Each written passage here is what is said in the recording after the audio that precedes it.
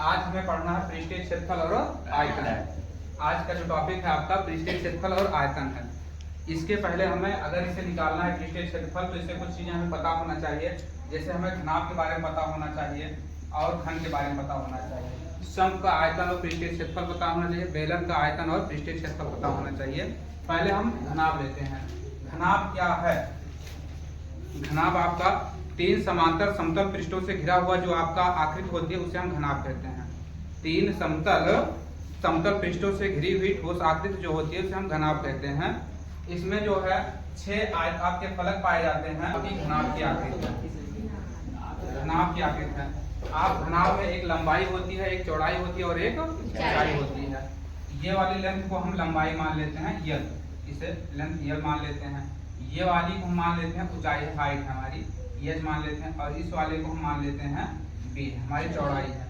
इन्हीं तीन विमाओं से ही आपका घनाभ का निर्माण हुआ है। लंबाई, चौड़ाई और ऊंचाई से तीन विमाओं से इसमें आपका घनाभ का निर्माण हुआ है। इसमें अगर देखते हैं 6 फलक पाया जाता है। एक फलक यहाँ ऊपर का, एक इस साइड का हो जाता है आपका, एक नीचे का हो जाता है, एक यहाँ हो जाएगा आपका इस साइड में और एक इधर हो जाता है। इसमें 6 फलक पाए जाते हैं और एक इसके पीछे पृष्ठ होता है एक आपका। 6 फलक पाए जाते हैं और 6 फलक से ही आपका निर्मित जो होता है घनाभ बनता है। इसमें अगर देखते हैं तो 8 सिरे पाए जाते हैं। 1 सिरा, 2 सिरा, 3, 4, 5, 6, 7 और 8 सिरे पाए जाते हैं। एक घनाभ में 6 फलक और 8 सिरे पाए जाते हैं। अगर हम देखते हैं तो जो सिरा होता है, अगर देखें फलक का जो देखते हैं, इधर का फलक जितना एरिया होगा उसका एरिया इतने के बराबर होगा, इसका एरिया बराबर होता है। तो घनाभ में घनाभ की लंबाई को हम मापते हैं, लंबाई को यल मापते हैं, चौड़ाई को बी मापते हैं और ऊंचाई को हम मापते हैं एच से मापते हैं। लंबाई को यल से मापते हैं, चौड़ाई को बी से मापते हैं और ऊंचाई को एच से मापते हैं। यदि हम घनाभ का आयतन देखें, घनाभ का आयतन जो होता है, आयतन बराबर अगर देखते हैं तो लंबाई को, चौड़ाई को और ऊंचाई को तीनों को अगर गुणा कर लेते हैं तो हमें घनाभ का आयतन मिलता है। लंबाई को, चौड़ाई को और ऊंचाई को तीनों को अगर गुणा कर लें तो हमें क्या मिलता है? घनाभ का आयतन मिलता है। तो लंबाई गुणे चौड़ाई गुणे ऊंचाई, इन तीनों को अगर इंटू कर लिया जाता है तो हमें घनाभ का आयतन मिलता है। लंबाई को यल से निरूपित करते हैं, चौड़ाई को बी से निरूपित करते हैं और ऊंचाई को एच से निरूपित करते हैं। या इसे अगर एक साथ में लिखें तो यल बी एच भी लिखते हैं। अब ध्यान देना है कि जो आयतन होता है वो हमेशा क्यूब में आता है, घन में आता है हमेशा। चाहे जो जिसका आयतन हो, किसी का भी अगर आयतन हम निकालते हैं तो उसका जो मात्रक होता है वो हमेशा घन में आता है। आप कह सकते हो कि जैसे हम लिखते हैं सेंटीमीटर लिखते हैं तो यहाँ सेंटीमीटर क्यूब होगा, मीटर लिखते हैं तो मीटर क्यूब होगा। और एरिया जो होता है वो हमेशा एरिया वर्ग में आता है। चाहे जिसका एरिया निकालते हैं तो क्षेत्रफल बराबर हम लिख सकते हैं उसका मात्रक, जैसे सेंटीमीटर स्क्वायर लिखते हैं, मीटर स्क्वायर लिख सकते हैं। एरिया हमेशा वर्ग में आता है और आयतन हमेशा घन में आता है, इतना ध्यान देना है। जैसे इसकी लेंथ मान लेते हैं हम, इसका लेंथ आपका मीटर, ये भी है लेंथ, चौड़ाई भी इसका जो है मीटर में है और ऊंचाई भी मीटर में है। जब हम लंबाई को, यल को हम देखते हैं यल मीटर गुणे यल मीटर, सॉरी बी मीटर और गुणे एच मीटर अगर करते हैं तो यल बी और एच का गुणनफल जो होगा यल बी एच होता है। और मीटर मीटर मीटर का गुणा करते हैं तो मीटर क्यूब होता है। मीटर गुणे मीटर का गुणा करते हैं तो मीटर क्यूब होता है, क्योंकि गुणा में सदैव क्या होती है? घातें जुड़ती हैं। जैसे हम मीटर का गुणा करते हैं तो मीटर गुणे मीटर, इसकी पावर 1 है, इसकी पावर 1 है, इसकी पावर 1 है और इन सबका बेस जो है समान है। जब बेस समान होता है तो घातें जुड़ जाती हैं। जैसे हमने लिखा मीटर, अब इसकी घात यहाँ 1 है, 1, इसकी घात भी 1 है और इसकी घात भी 1 है, ये तीनों जुड़ करके मीटर क्यूब हो जाते हैं। इनका हो जाता है आपका मीटर क्यूब हो जाता है।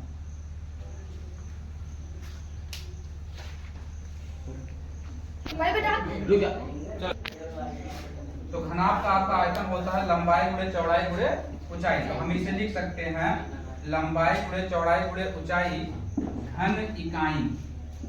जैसे कोई मात्रक नहीं दिया गया है, सेंटीमीटर या मीटर नहीं दिया गया है तो हम उसको इकाई मानते हैं। और हमने घन लगा दिया तो घन इकाई हो जाता है हमारा ये। तो हम इसे लिख सकते हैं लंबाई गुणे चौड़ाई गुणे ऊंचाई या LBH घन इकाई। अभी हमने आपको बताया गुणा में घातें क्या होती हैं, जुड़ती हैं। तो गुणा में घातें जब जुड़ती हैं तो आप एक एक घात जोड़ेंगे तो ये हो जाएगा हमारा मीटर क्यूब या सेंटीमीटर क्यूब जो होगा आपका।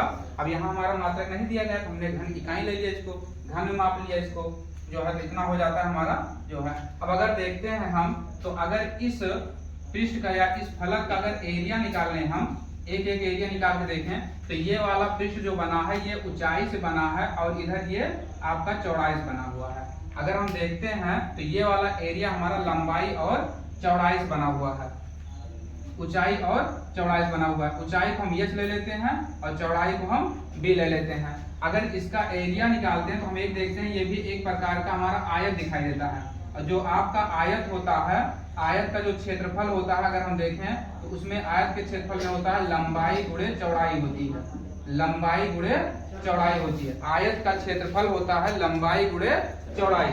अब इसमें अगर हम देख लें तो चाहे इसको आप लंबाई ले लो और चाहे इसे आप चौड़ाई ले लो, दोनों में से कोई एक आप मान सकते हो। तो हमारा हो जाएगा लंबाई गुणे चौड़ाई। अगर हम इसमें देखते हैं तो ये हमारा ऊंचाई आ जाता है, तो हम इसको ले लेते हैं ऊंचाई। यहाँ पर आप ले लीजिए इसे ऊंचाई, ऊंचाई को हम h से ले लेते हैं और चौड़ाई को हम ले लेते हैं b से। तो हमारा इस साइड का जो क्षेत्रफल आएगा वो आएगा BH। अब जब भी आपको हमने बताया कि जो क्षेत्रफल होता है वो सदैव क्या होता है, स्क्वायर में आता है। तो इसका जो मात्रक होगा वो हो जाएगा वर्ग इकाई। आपका जो हो जाएगा वर्ग इकाई। कहने का मतलब है इस साइड का जो एरिया आ रहा है हमारा, इस साइड का इधर का आता है BH, इसका एरिया इतना आता है। जितना एरिया इस साइड का होगा उतना ही एरिया इधर का भी होता है, ये भी हो जाएगा आपका BH, ये भी आपका हो जाएगा BH वर्ग इकाई। अब अगर हम देखते हैं तो नीचे वाला जो तालाब का है, नीचे वाले के इसका अगर एरिया निकालते हैं तो ये हमारा लंबाई है तो ये यल हो जाएगा और ये हमारी जो है चौड़ाई है। ये वाला एरिया जो बना है ये लंबाई और चौड़ाई से बना हुआ है। नीचे का अगर फलक देखते हैं तो हमें मिलता है लंबाई और चौड़ाई से। अगर इसका एरिया निकालते हैं वही लागू होगा लंबाई गुणे चौड़ाई, तो हमारा हो जाएगा लंबाई इंटू चौड़ाई यल इंटू बी, और क्या हो जाएगा वर्ग इकाई हो जाता है, ये भी हो जाएगा।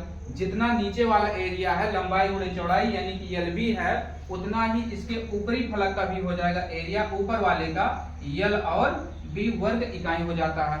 अब आपको पता है कि घनाभ में जो होते हैं 6 फलक होते हैं, तो हमने 4 का तो एरिया निकाल लिया, 4 का एरिया निकाला, एक इधर का BH निकला, आपका इधर का BH निकला, नीचे तलहटी का जो है LB निकला और ऊपर का भी LB निकला।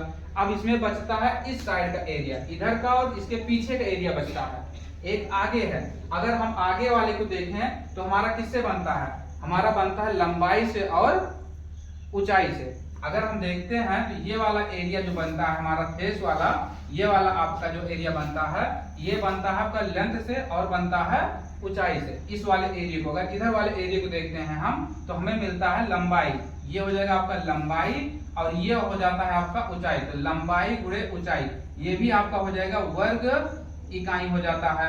जितना एरिया इस साइड का है इतना एरिया इसके पीछे वाले साइड का भी होगा, वो भी हो जाएगा आपका यल गुणे एच यानी कि यल एच वर्ग इकाई।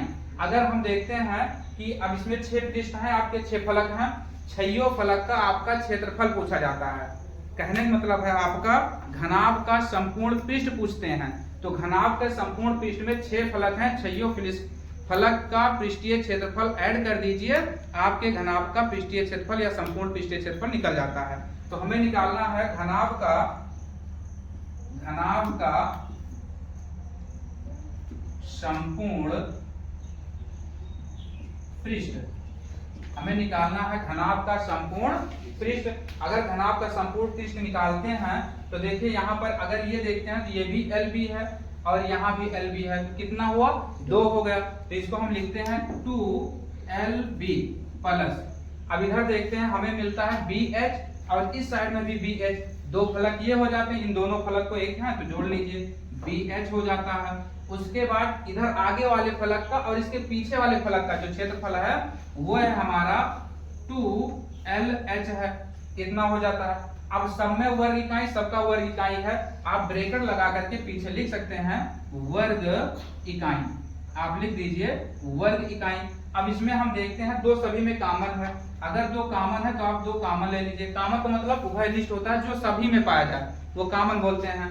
ठीक है, आपका दो है, यहाँ मिलता है हमें LB मिलता है, और यहाँ मिलता है BH मिलता है, और यहाँ मिलता है LH मिलता है। ठीक है, यहाँ पर मिलता है LH। इसका मतलब होगा वर्ग इकाई। घनाभ का संपूर्ण पृष्ठ आपको निकाल चुके हैं। अब हम निकालेंगे चारों दीवारों का क्षेत्रफल। अब देखते हैं हम, एक दीवार को मिलती है इधर की, किसी भी घनाभ में वो 4 दीवार होती है, एक फर्श होता है और एक छत होता है, 6 फलक होते हैं।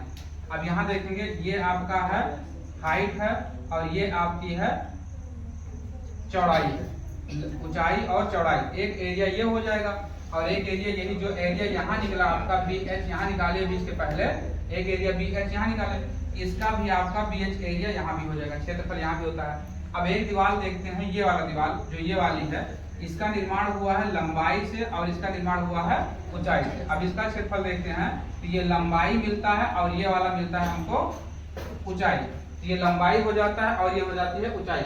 जितना एरिया इधर है, एक साइड में एरिया उधर है, तो चारों दीवारों का क्षेत्रफल निकालना है, तो एक दीवार ये एक दीवार ये मिला करके 2 दीवार हो जाती है, BH हो जाता है।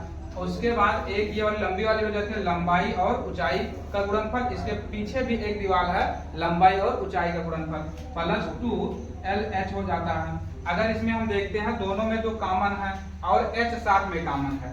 ठीक है, इसको देखते हैं, 2 कॉमन है और साथ में क्या है, H कॉमन है, तो ये 2H कॉमन हो जाता है, तो यहाँ बचता है हमारा B और यहाँ बचता है हमारा L। तो 2H कॉमन ले लेते हैं, बचता है यहाँ पर B और यहाँ बचता है L, और इसका भी जो मात्रक होगा वो भी हो जाएगा वर्ग इकाई। इसका भी मात्रक क्या होगा, वर्ग इकाई होगा।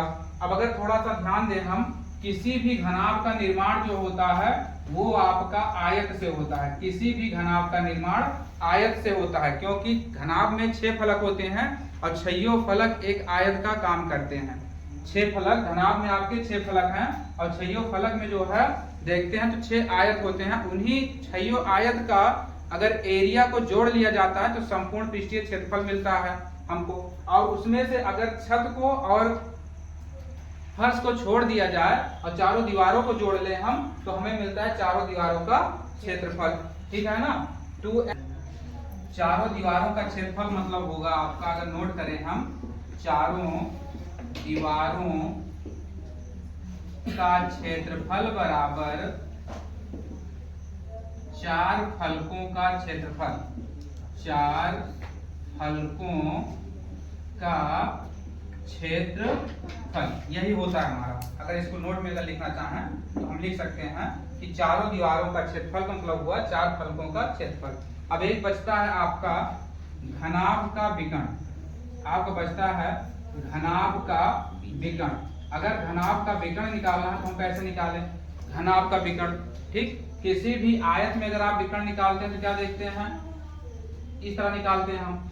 ये आपकी क्या हुई, चौड़ाई होती है और ये आपका लंबाई होती है, तो हम क्या कर देते हैं, L² और B² कर देते हैं।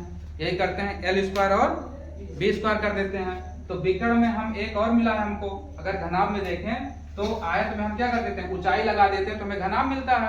किसी भी आयत में ऊंचाई लगा देने से घनाभ प्राप्त होता है।